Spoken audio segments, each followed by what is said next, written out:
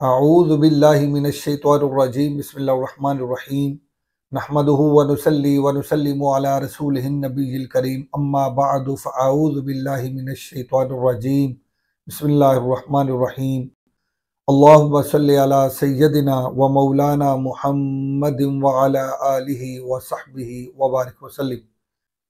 معزز طلباء و طالبات و معزز سامعین گرامی، السلام علیکم ورحمۃ اللہ وبرکاتہ۔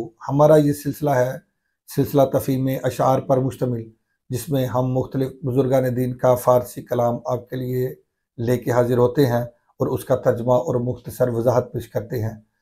آج ہم نے آپ کے لیے جن اشعار کا انتخاب کیا ہے یہ حضور سیدنا شیخ شرف الدین سعدی شیرازی رحمۃ اللہ علیہ کے معروف اشعار ہیں۔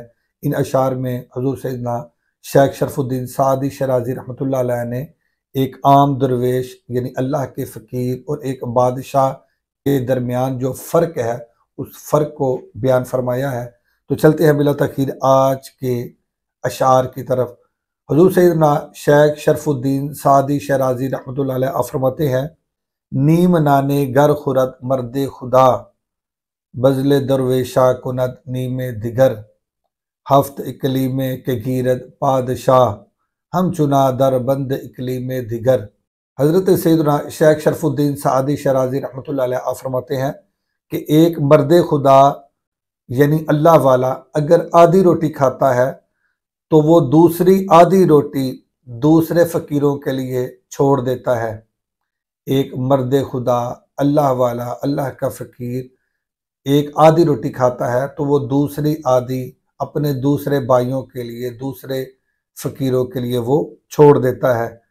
جبکہ ہفت اقلیم کے گیرد پادشاہ، اگر ایک بادشاہ 7 ملک بھی فتح کر لے، 7 ریاستیں بھی فتح کر لے، 7 سلطنتیں بھی فتح کر لے، ہم چنا در بند اقلیم دیگر، تو وہ پھر بھی کسی دوسرے ملک کو فتح کرنے کی فکر میں ہوتا ہے، وہ پھر بھی کسی دوسرے ملک کو فتح کرنے کی فکر میں ہوتا ہے۔ تو یہ ہے دونوں میں فرق۔ تو آپ پہلے اس کا لفظی ترجمہ سماعت کر لیں، دوبارہ ہم اس کا بامحاورہ ترجمہ کریں گے اور اس شعر کو سمجھیں گے۔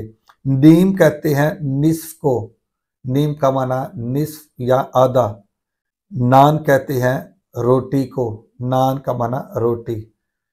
گر کا معنی اگر، خرد کھاتا ہے، یہ خوردن مصدر سے فعل مضارع واحد غائب کا صیغہ ہے، خرد وہ کھاتا ہے۔ کون؟ مرد خدا، خدا کا مرد یعنی اللہ والا، اللہ کا فقیر، مرد خدا۔ آگے لفظ آیا بذل۔ بذل کا معنی ہے سخاوت کرنا یا تحفہ دے دینا یا عطیہ کرنا یا بخش دینا۔ تو بذل درویشاں یعنی درویشوں کو عطیہ کرتا ہے یا درویشوں کو تحفہ دیتا ہے یا درویشوں کو بخش دیتا ہے۔ بذل درویشاں، درویشوں کو بخش دیتا ہے۔ کند کا بنا، کند یہ کردن مصدر سے فعل مضارع واحد غائب کا صیغہ ہے۔ کردن کا معنی ہے کرنا اور کند کا معنی وہ کرتا ہے، یعنی وہ یہ عمل کرتا ہے۔ کیا عمل کرتا ہے؟ کہ بذل درویشاں، کہ وہ عطا کرتا ہے، وہ بخش دیتا ہے درویشوں کو۔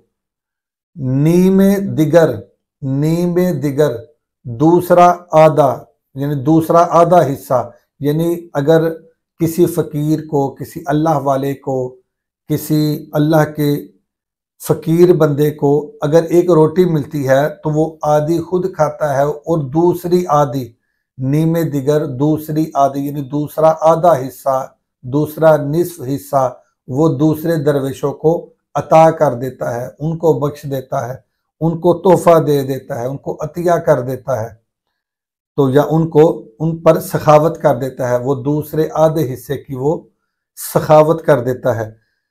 دوبارہ اب اس شعر کو سمجھیں۔ نیم نانے گر خورد مرد خدا، مرد خدا یعنی اللہ والا اللہ کا فقیر اگر اس کو ایک روٹی میسر ہو تو وہ آدھی خود کھاتا ہے، بذل درویشاں کند نیم دیگر، اور وہ دوسری آدھی دوسرے درویشوں کو عطا کر دیتا ہے، ان پر وہ سخاوت کر دیتا ہے۔ تو وہ ان کو دوسری روٹی یا دوسرا حصہ ان کو بخش دیتا ہے۔ جبکہ بادشاہ کا کیا عالم ہے؟ ہفت اقلیم میں، ہفت کہتے ہیں 7 کو، ہفت کا معنی 7، اقلیم کہتے ہیں بر اعظم، اس کا معنی بر اعظم بھی ہے، جزیرہ بھی ہے، خطہ بھی ہے، وطن بھی ہے، سلطنت بھی ہے، ملک بھی ہے۔ ان مختلف معنی میں یہ لفظ استعمال ہوتا ہے اقلیم۔ اسی طرح ہم چنا کا معنی اتنا یا اس قدر یا ایسے ہی، اور بند کا معنی ہے فکر، بند کا معنی فکر۔ تو اب توجہ سے دوسرے شعر کو سمجھیں۔ ہفت اقلیمے کے گیرد پادشاہ، ہفت اقلیمے کے گیرد بادشاہ، 7 سلطنتیں، 7 ریاستیں یا 7 ملک یا 7 خطے یا 7 جزیرے کے گیرد بادشاہ، کہ اگر بادشاہ حاصل کر لے، ان پر فتح یاب ہو جائے، ان پر قابض ہو جائے، ان کو حاصل کر لے، ہم چنا تو پھر ایسے ہی در بندے اقلیم دیگر، تو ایسے ہی وہ کسی اور نئی سلطنت کی فکر میں ہوتا ہے، کسی دوسری نئی سلطنت کی فکر میں ہوتا ہے، کسی دوسرے نئے جزیرے کی فکر میں ہوتا ہے، کسی دوسرے نئے خطے کی فکر میں ہوتا ہے کہ میں وہ بھی حاصل کر لوں۔ تو اللہ کا فقیر وہ اظہار کرنے والا ہوتا ہے، وہ سخاوت کرنے والا ہوتا ہے، وہ عطا کرنے والا ہوتا ہے، وہ بخشش کرنے والا ہوتا ہے۔ اگر اس کو ایک روٹی بھی میسر ہو تو وہ آدھی خود کھاتا ہے اور آدھی دوسرے درویشوں کو عطا کر دیتا ہے، دوسرے درویشوں پر وہ سخاوت کر دیتا ہے، وہ دوسرے فقراء کو عطا کر دیتا ہے۔ جبکہ ایک بادشاہ، اس کے پاس اگر 7 سلطنتیں بھی ہوں، 7 ریاستیں بھی ہوں، 7 ملکوں پر وہ قابض بھی ہو، 7 ملکوں پر وہ حکمران بھی ہو، تو پھر بھی ایک نئی سلطنت کی فکر میں ہوتا ہے، ایک نیا ملک حاصل کرنے کی فکر میں ہوتا ہے کہ کاش میں وہ ملک بھی حاصل کر لوں، میں وہ جزیرہ بھی حاصل کر لوں، میں وہ سلطنت بھی حاصل کر لوں۔ تو یہ ہے اللہ والوں کے سوچ اور ان کے رویے اور ان کے عمل، اور اسی طرح ایک بادشاہ کی سوچ، رویے اور اس کے عمل کا فرق۔ تو یہ ہے دونوں میں فرق کہ اللہ کا فقیر احسار کرنے والا، عطا کرنے والا ہوتا ہے، جبکہ بادشاہ لینے والا اور قبضہ کرنے والا ہوتا ہے۔ تو امید ہے کہ آج کے اشعار بھی آپ کو پسند آئے ہوں گے۔ آج کے لیے اتنا ہی کافی ہے۔ انشاءاللہ العزیز دوبارہ پھر کسی نئے ٹاپک کے ساتھ، کسی نئے اشعار کے ساتھ دوبارہ حاضر ہوں گے۔ آج کے لیے اتنا ہی کافی ہے۔ اللہ حافظ۔ السلام علیکم ورحمۃ اللہ وبرکاتہ۔